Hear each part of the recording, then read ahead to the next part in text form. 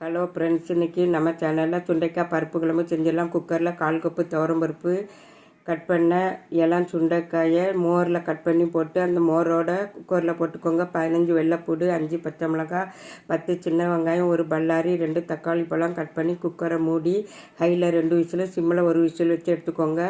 ஒரு பாதி எலுமிச்சம்பழம் புளியை ஊற வச்சுக்கோங்க. 1/2 கப்பு தேங்காய், ஜீரகம் மிக்சியில் நைஸாக அரைச்சிக்கோங்க. இப்போ பருப்பு நல்லா வெந்துட்டு கொதி வந்த மறுவு மஞ்சள் பொடி போட்டுக்கோங்க. புளி கரைசலை விட்டுக்கோங்க. தேவையான அளவு கல் உப்பு போட்டுக்கோங்க. அரைச்ச தேங்காய் விழுது போட்டுக்கோங்க.